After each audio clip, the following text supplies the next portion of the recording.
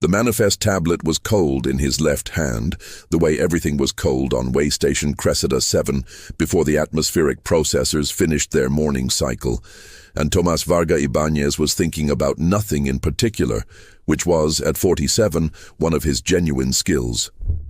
His left hand didn't close all the way anymore.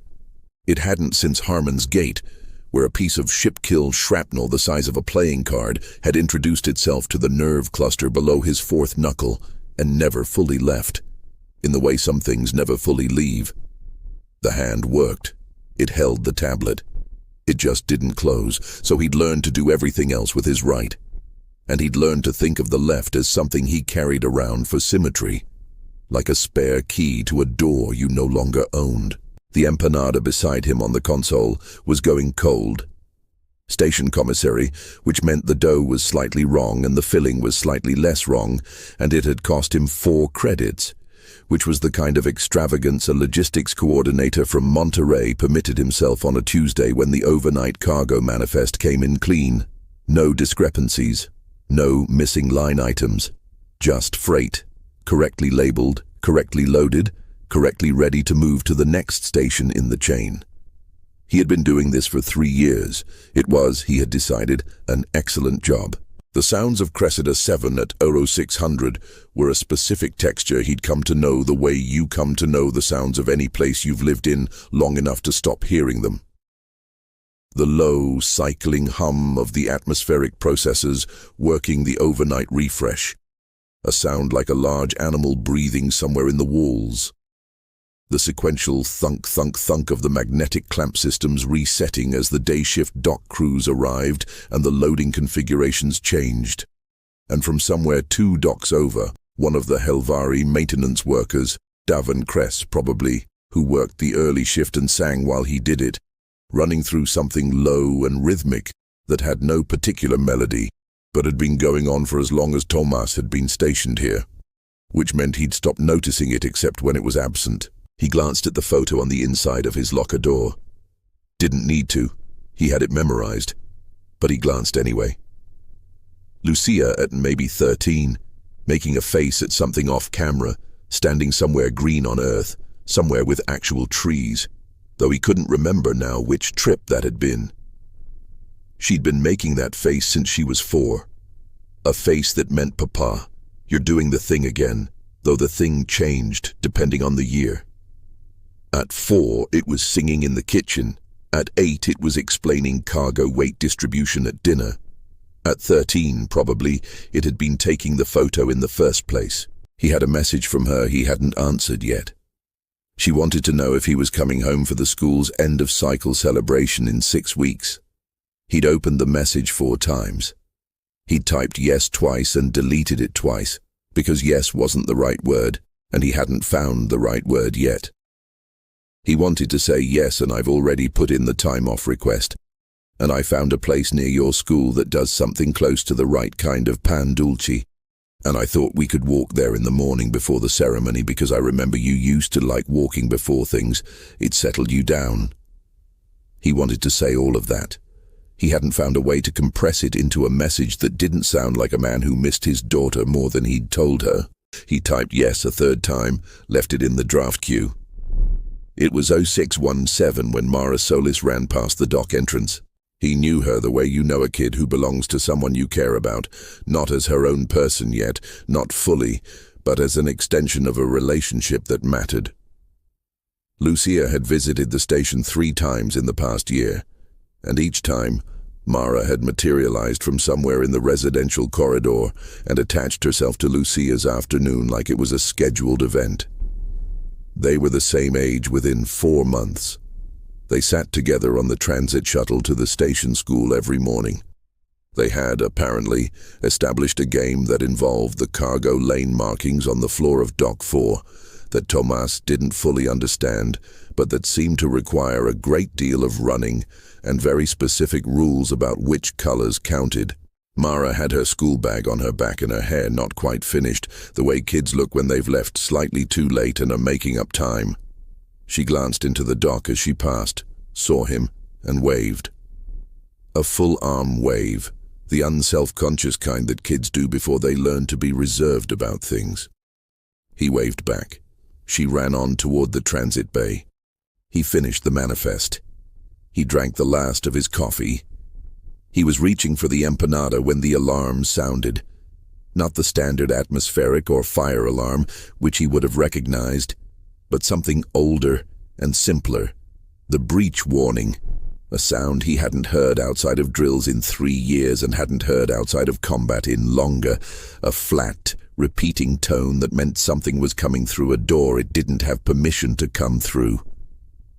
20 seconds later, the sonic wave hit docks 1 and 2. He felt it before he heard it. A pressure change, a wrongness in the air, the frequency moving through the station's metal bones before it moved through anything else. He was already moving when his body understood what it was, already dropping behind the Volsung fuel cell housing at the back of the dock.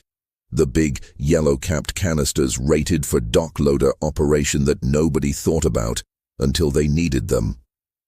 The housing was solid. It was also between him and the source. The wave came through. He heard 3 people go down in the dock corridor, a Helvari logistics tech, and 2 humans, day shift arrivals, dropping like their strings had been cut. Not dead. Sonic disruption at this frequency didn't kill, it just evacuated every thought from your skull and put you on the floor. He stayed low. He moved to the gap between the 2nd and 3rd fuel cell stack and looked through. The Veth were already inside. He had read the Veth compact briefings 3 years ago when Helix Interstellar first opened the Cressida route.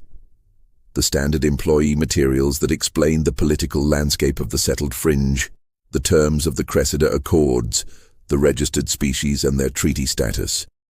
The briefings had described the Veth as hierarchical, efficient, and operating within the bounds of fringe law, with occasional disputes processed through assembly arbitration. The briefings had been written by people who had never seen Veth soldiers move through a civilian station. They moved like a mechanism. 4-unit formation, 2 covering, 2 advancing, cycling through positions with a precision that didn't look trained so much as biological. They wore nothing he'd identify as armor, more like a hardened carapace layer over their existing exoskeletal structure, augmented at key joints. The sonic emitters were integrated into their forearm structure, not carried. That was significant. He counted 7 visible in his sightline. There were more. He heard the Veth commander's voice over an open channel. He knew it was open because the translation unit on one of the fallen Helvari workers was picking it up, the small flat disc on the tech's collar that rendered alien speech into fringe common for civilian use. The voice came out flat and mechanical, stripped of whatever tonal quality it had in the original. Accord-bound. They will wait for the assembly process. They always wait. Then he saw Mara. She was in the main corridor, 30 meters from him, and she was being held by the back of her collar by a Veth soldier. And she was not making the face she'd made at Lucia 3 months ago in Dock 4. Not the laughing face, not the game face. And she was looking around with the particular expression children have when something has happened that they do not have a category for yet. Something outside the edges of their model of the world.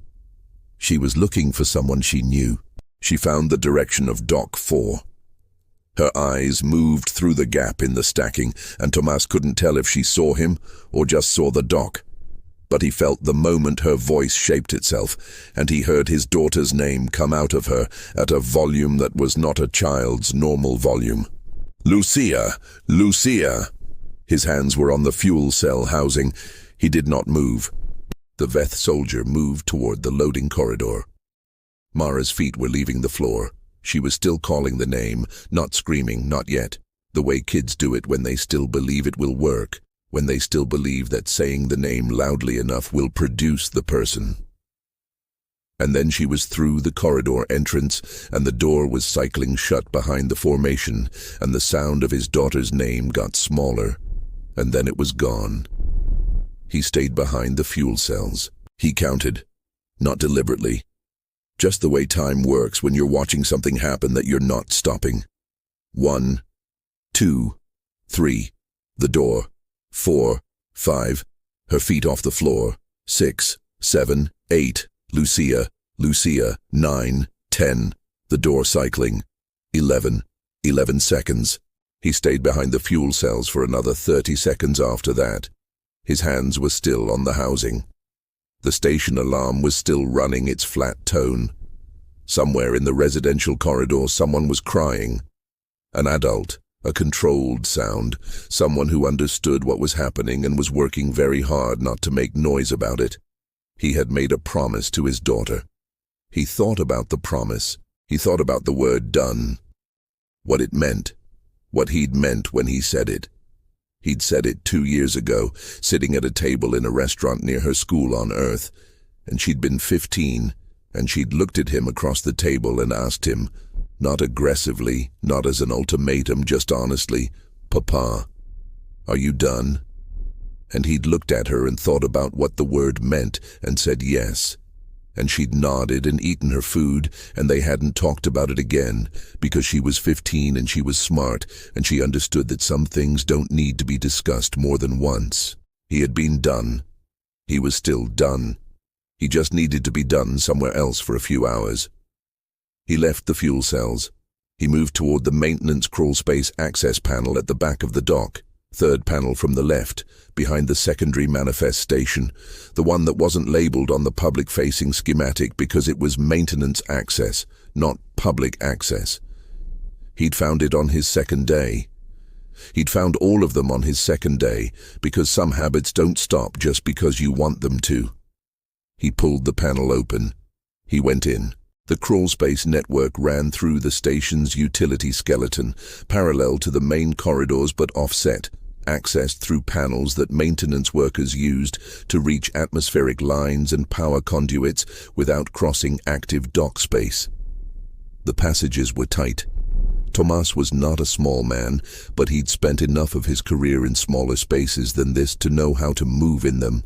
Flat, economic, no wasted motion, weight distributed to avoid sound.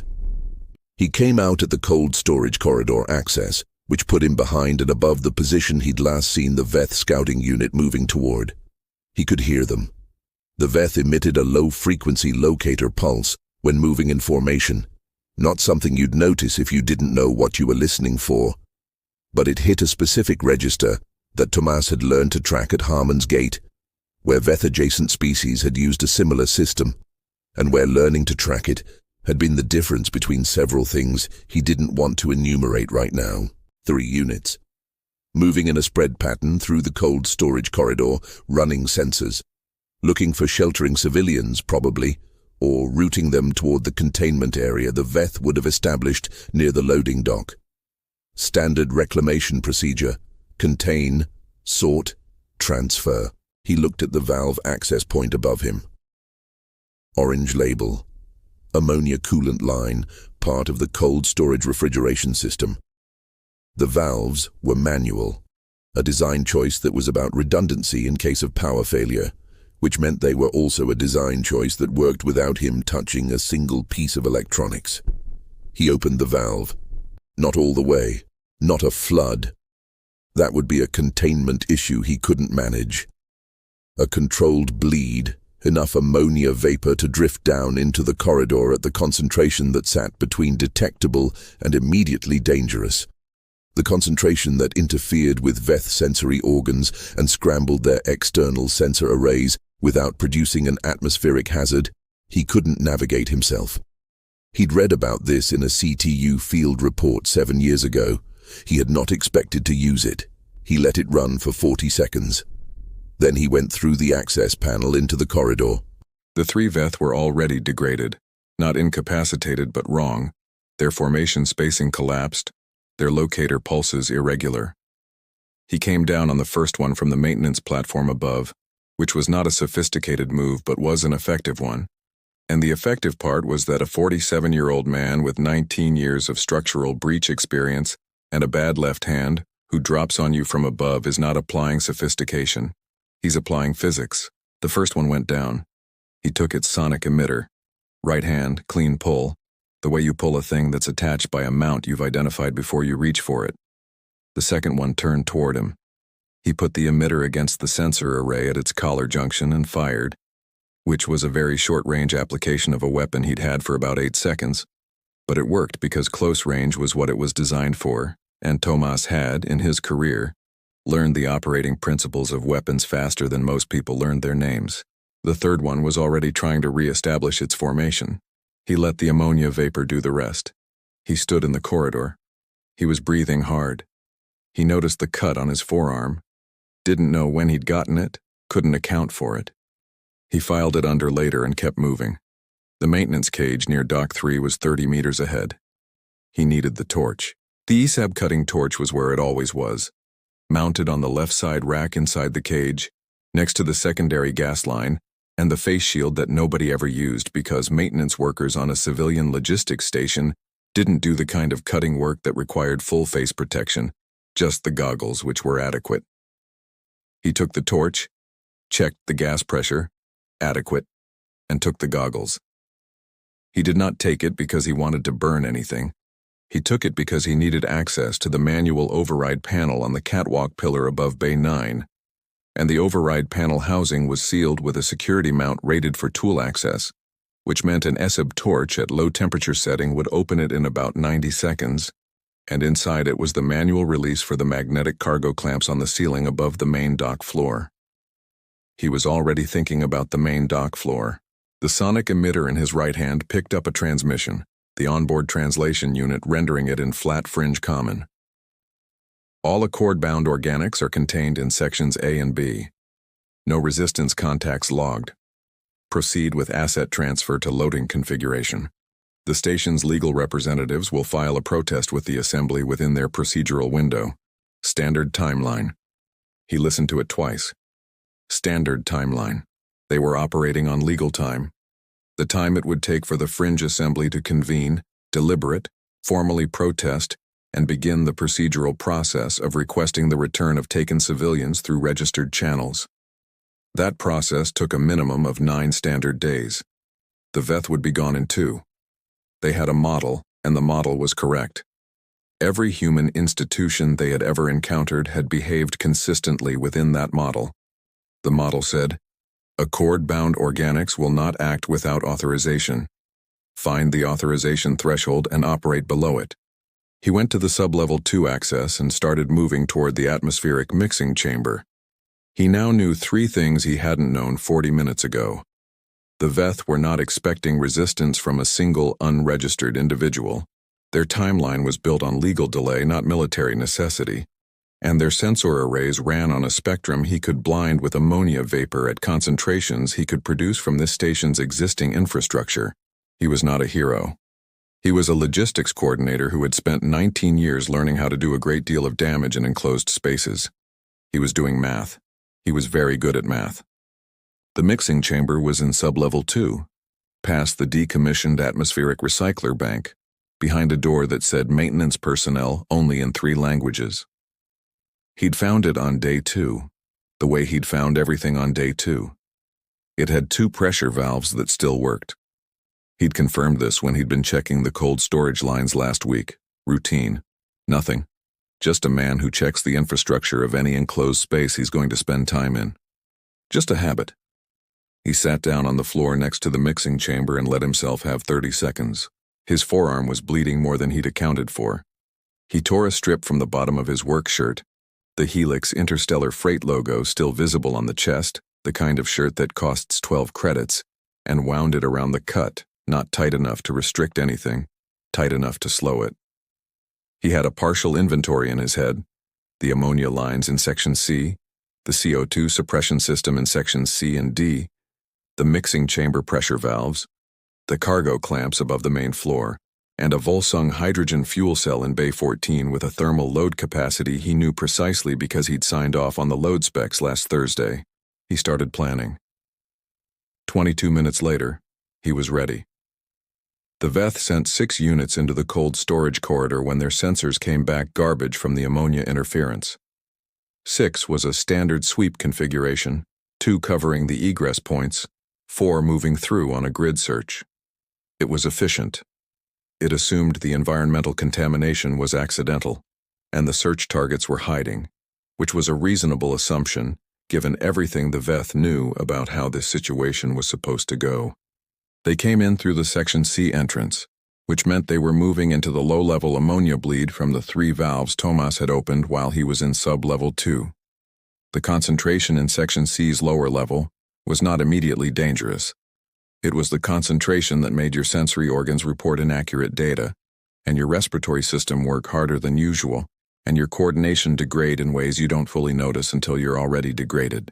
The CO2 flood in Section D he'd triggered from the warden's closet, which was an interior room with a solid door, which meant when the suppression system dumped into Section D, the concentration built, rather than dispersing.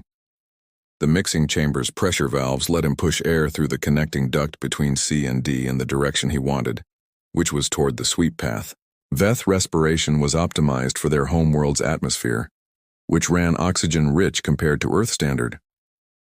CO2 displacement hit them faster and harder than it would hit a human, and a human would have found Section D's air quality very challenging. He watched through the Section C observation window, rated for maintenance visibility, small, wire-reinforced glass, as 4 of the 6 went down within 90 seconds of entering the corridor network. Not dead, incapacitated, respiratory distress, systems overloaded in the way that happened when you evolved for one kind of air and got handed another kind. The remaining 2 he took in the corridor junction. The left hand absorbed an impact from one of them, a strike aimed at his right which he moved, which meant the left took it instead, which produced a sensation he catalogued and set aside because it was not new information, and new information was what he needed to be collecting right now. He put the Veth down with the sonic emitter and moved to the second one before it could re-establish targeting. He stood in the corridor for a moment. He was breathing wrong, not badly, but wrong, the shallow kind that meant his body was managing something. He made himself breathe deeper, slower. He'd learned this at year 6 in the CTU, that you could instruct your own biology in moments when it was trying to manage without you. You just had to remind it that you were still in charge. He moved toward the catwalk. The ESAB torch took 93 seconds on the override panel housing, which was 2 seconds longer than he'd estimated, but within acceptable variance. The manual release inside was a lever system, old design, mechanical redundancy, the kind that worked when nothing else did. He identified the release sequence for 4 clamps, counted their positions relative to the main floor below, and confirmed the Veth deployment pattern through the catwalk grating. The Veth commander had made a good call, pulling units inside off the docks. It concentrated his force, protected the asset transfer operation from external interference, and brought his soldiers into an enclosed space with controlled entry points. It was the right move for a conventional engagement. 12 soldiers on the main floor below him, some of them near the center, some near the walls. He released the 4 clamps simultaneously. 40-ton cargo containers dropping from 30 meters of ceiling height do not need to achieve direct impact to produce effects. The concussive displacement when they hit the floor, the pressure wave moving outward through the air and through the floor, grating and through the structural elements of the station, was enough to scramble the sonic emitter arrays, which were precision instruments calibrated for operational frequencies and not for being percussed by the near-field effects of several hundred tons of sudden impact. 2 of the 12 were directly below. They did not have time to move. The other 10 scattered. Tomas watched where they went. He had anticipated 7 of the 10 positions. 3 went somewhere he hadn't predicted. He filed the 3 as problems to solve and started moving toward the positions he'd anticipated. The transmission came over the emitter. Unit 6 reporting. Section C corridor. Environmental contamination. Request parameter guidance. Targets are not in expected locations. Repeat. Targets are not in expected. The transmission cut. He was on the far end of the catwalk when the Veth soldier who'd survived the clamp drop came up behind him. He hadn't anticipated this one. That was the 3. He heard it rather than saw it. The locator pulse at close range. The position behind him and above, where the catwalk connected to the secondary access ladder. He started to turn. He didn't complete the turn. The sonic emitter fired at close range. Close range at this frequency wasn't disorienting. It was structural. It hit the left side of his body, his left, which he'd turned into the shot when he started to turn, which was the wrong choice that was also the right choice because the left side had already been compromised at Harmon's gate, and what the emitter found there was, in a meaningful sense, not his good equipment. 3 ribs went. He knew that number immediately. He'd broken ribs before. There was a specific quality to the sound and the sensation that produced a number with some reliability. The left lung, partial collapse. He knew that too. Had it at Harmon's gate, partial pneumothorax operated for 6 more hours after it happened because they were holding a position, and the position needed holding, and a partial collapse wasn't the same as a full one. You had capacity on the other side. The body knew how to compensate. It just made everything harder in the specific way that breathing makes everything harder when breathing becomes a thing you have to do deliberately instead of automatically. He went down on one knee on the catwalk. He knew what a collapsed lung felt like. That was the thing. He had one before, and knowing what a thing feels like removes the part where your brain spends time trying to identify it, and identification time was time he didn't have. He'd done the math on partial pneumothorax function windows at Harmon's gate. How long, how far, what was possible? The answer had been longer than you'd think if you'd trained your whole adult life to operate in a degraded state, if your norepinephrine response was well developed, if the pain gating at your spinal cord was something you'd relied on before and your body remembered how. He stood up. The Veth soldier on the access ladder above him had not anticipated this. Thomas could tell by the pause in its locator pulse, the half-second where its system was updating a model that had just received conflicting data. He used the half-second. He reached the access ladder. He used the ESAB torch at low temperature against the catwalk railing where the Veth sensor node was mounted. Not to destroy it, to weld it in place, to lock the emitter array in a fixed position that pointed at the railing and not at him. The Veth soldier above him made a sound that the translation unit rendered as a command, and then as something that didn't have a direct equivalent, the kind of thing a system produces when its output expectation isn't met. He kept moving. He just does math, he thought. He's a man in a burning room who grew up in burning rooms. Stop being afraid of the room. The third transmission came over the emitter as he moved through the catwalk toward the loading dock approach. Commander, the Accord bound is not stopping. It is not. Commander, it should have called for authorization by now. It does not have authorization. Why is it not? A pause. A long one, by transmission standards. What is it? He didn't answer. He wasn't the one transmitting. He was breathing in a controlled way, the deliberate kind. And his left side was doing something he was managing, and his forearm was bleeding through the shirt strip, and he was thinking about the Volsung fuel cell in Bay 14 and the Veth transfer ship's landing strut configuration, and how those two things were going to interact in approximately 11 minutes if he moved efficiently. He moved efficiently. The loading dock was the Veth's center of gravity, the place everything they'd done in the station led toward. The containment unit was staged near the dock mouth, portable, the kind of thing that attached to a transfer ship's cargo interface and sealed for atmospheric transit. He could see it through the upper dock window. He could see movement through the containment unit's opaque wall panels. Multiple individuals, several small. Mara was in there. He did not allow himself to stand at the window for longer than the time it took to confirm she was likely alive. He moved. Bay 14 was adjacent. The Volsung fuel cells, yellow-capped, 4 units on the rack, each rated for dock loader operation at 240 kilowatt-hours of thermal load capacity. He wasn't going to explode one. That was a story he'd heard about fuel cells that bore no relationship to how fuel cells worked, and he'd corrected that misconception in safety briefings more times than he could count. What he was going to do was use the thermal load capacity the way it was designed to be used, in an application its designers had not intended, against a structural element that was not rated for sustained thermal exposure. The Veth transfer ship's landing strut housing was rated for cold vacuum, for pressurized dock atmosphere, for the routine stresses of landing and loading. It was not rated for being the focal point of 240 kilowatt-hours of sustained thermal output at close range. The housing would fail in approximately 40 minutes. The strut would deform. The ship would not lift off with a deformed strut. The gyroscopic compensation systems would flag the asymmetry, and locked the lift sequence as a safety measure. He configured the fuel cell. He did it correctly.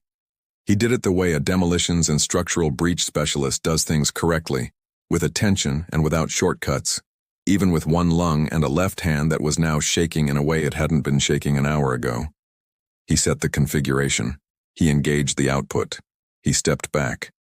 He sat down on the Bay 14 floor with his back against the fuel cell rack, because sitting down was what his body had decided to do.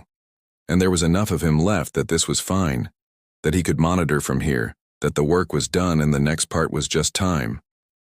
He thought about Monterey, the way it smelled at 5 a.m., diesel from the highway below the apartment and the smell of pan dulce from the bakery 2 streets over that opened before anything else opened, before the light, and the Sierra Madre sitting in the dark behind the city the way it always had, like a thing that had decided to stay. He thought about that. He let himself think about that for a while. He thought about a water stain on a concrete wall at Harmon's gate, before the corridor came down. It had been shaped like nothing in particular. His brain handed it to him sometimes, in quiet moments, in the way brains preserve images that were the last thing they were looking at when something significant happened. The stain had been gray. It had been shaped like nothing. He'd stood in front of it for 2 seconds while the order came through, and then he'd completed the order, and the corridor had come down, and 20 years later he was a logistics coordinator in the outer Cressida belt, sitting on a Bay 14 floor watching a fuel cell work. He heard the breach team come through Dock 1 before he heard the announcement, the specific sound of tactical entry, which he'd know in his sleep. He opened one eye. A Helvari soldier was crouching in the dock entrance, weapon up, scanning. Another one behind her, hand signals moving. Behind them, the silhouette of a commander in fringe assembly rapid response gear. They had not expected what they were looking at. He could tell by the way they moved through the station. Not fast, not confident.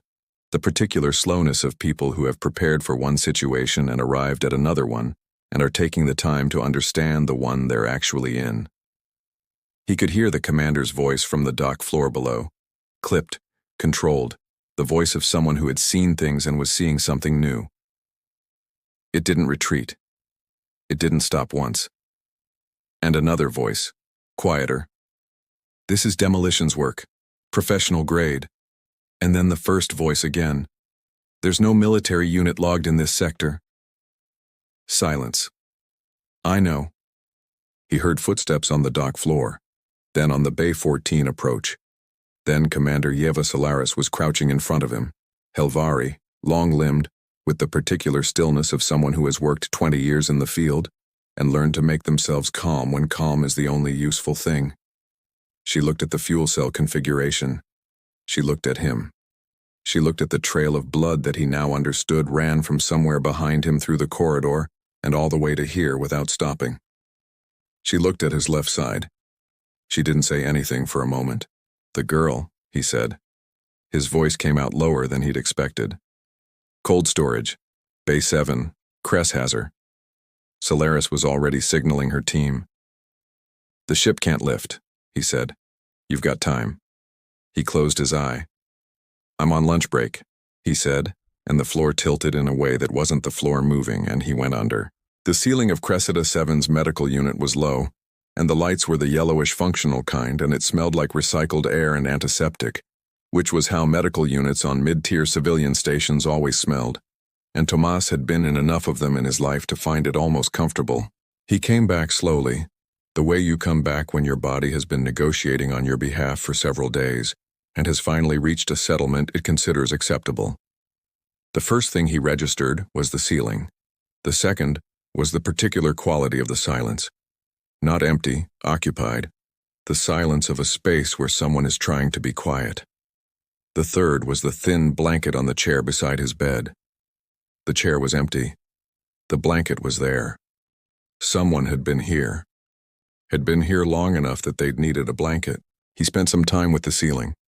He counted his inventory. Left lung, reinflated, the slight pulling sensation of new scar tissue arguing with old scar tissue. Ribs, sealed. The bone cement work that was standard for field fracture repair, which meant someone on Solaris's team had known what they were doing. Left arm, he lifted it. The brace was there. The arm moved within the brace's limits. The forearm wound was closed. He felt the shirt pocket, still there. The folded paper, he didn't take it out. He just confirmed it was there. Day 5. That's when the legal liaison arrived. Praetor Veld was a Delvari, which meant he was precise and formal and operated with the particular confidence of a species that had never lost an argument through imprecision. He was not wrong about the law. Thomas listened to him carefully because Veld was not wrong about the law, and people who are not wrong about the law deserve to be listened to, and also because Thomas had been dealing with people who were not wrong about the law for his entire career, and he knew how the law sat in relation to the specific situation under discussion. The Cressida Accords prohibited unsanctioned violent action by private citizens against compact personnel, regardless of provocation. The text was clear. The intent, Veld explained, was to prevent individual escalation from triggering interspecies conflict at a scale that the individuals involved could not be held responsible for managing. The accords existed because unconstrained individual action in a multi-species environment produced consequences that outstripped any individual's authority to create. This was also not wrong. 2 Veth observers sat on the far side of the table. They had presented a formal protest. They had filed it correctly, through the proper channels, in the appropriate format. They were, technically, the injured party under the terms of the accords, because the accords were structured around the assumption that parties operated as legal entities, and a legal entity that had lost personnel was an injured party, and an individual human logistics coordinator who had operated without sanction was the entity responsible for those losses. Thomas looked at the Veth observers for a moment. They were Veth. They looked like what they were. The senior observer's secondary mandibles, the small articulated structures below the primary jaw assembly, were still. Resting configuration. Day 6. He walked in. The medical staff had cleared him for limited activity, which he'd interpreted as cleared. He was wearing the gray work shirt, a new one. Someone had found him a new one. Helix Interstellar Freight logo on the chest, the right size. He was moving carefully because his ribs were sealed and not healed, and there was a meaningful difference. He had not shaved. He had not shaved because shaving had not seemed like the most important use of his time in the past 6 days, and also because he looked without the shave like what he was, a freight worker from Monterey who was tired and hadn't had good coffee in a week. He wanted to look like that. He sat down without being invited to sit. He let Veld finish. Veld was thorough. It took 11 minutes. Thomas drank the water in front of him. Then, "You're right about the accords," he said. "I read them when I signed my work contract. Standard fringe employment packet, page 31. I read the whole packet because I like to know what I've signed. You're right about what they say." He paused. "You want to tell me what page covers what happens when a registered compact vessel takes a 9-year-old off a neutral station during a declared treaty interval? I'll wait while you find it." Veld began to explain the protest mechanism, the assembly timeline, the formal inquiry process, the registered channels through which the incident could be adjudicated. He explained it precisely and completely. He was not wrong about any of it. Thomas let him finish that too. "I'm going to tell you something I figured out in about 30 seconds in that station," he said. "The Veth were waiting. You want to know what they were waiting for? They were waiting for me to call someone, to file something, to wait for authorization." He set the water glass down. "They had it in their model. Accord-bound organics will not act without institutional permission. They rate us right. They read every human institution they'd ever encountered, and they concluded that humans operated through systems and that the systems had thresholds, and that the way to operate below those thresholds was to move fast and let the paperwork catch up. They almost read us completely right." He looked at the Veth observers. "They forgot that some of us grew up before the accords, and some of us made promises to our kids, not to institutions." The senior observer's mandibles were still. Veld proceeded to the censure motion.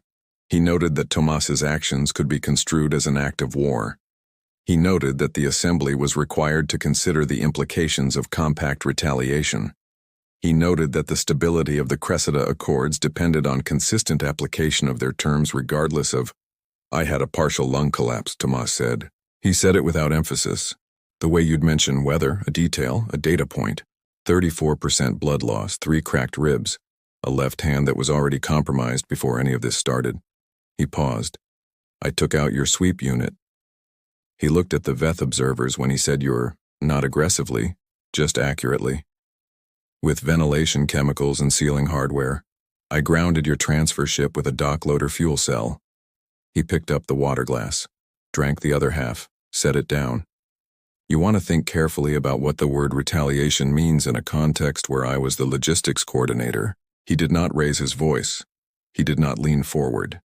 He had no need to do either of those things because the sentence was already doing the work, and the sentence was sufficient. The room was quiet for a moment.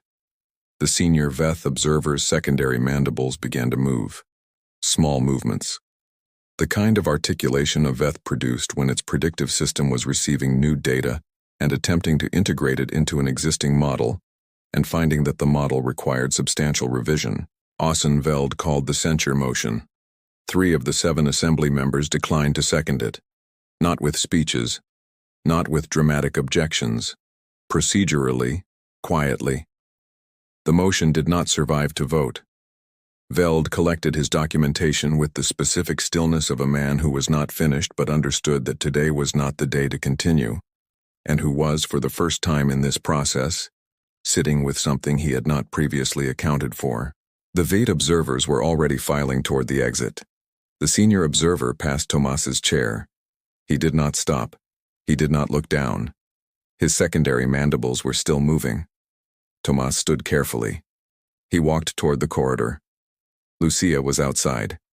She was standing against the opposite wall with her arms crossed, the way she stood when she was trying to look composed, and the composed part was costing her something. She was 15, and she was her father's daughter, which meant the composed part was costing her quite a bit. She'd come on the first transport after the news reached Earth. He knew this. He'd been told.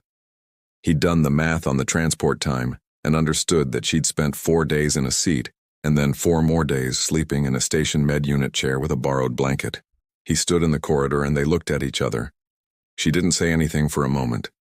Then she covered the distance between them and hugged him carefully, arms around his right side, clear of his left, because she'd read the medical report and she knew exactly where the damaged parts were because she was Lucia and she prepared for things.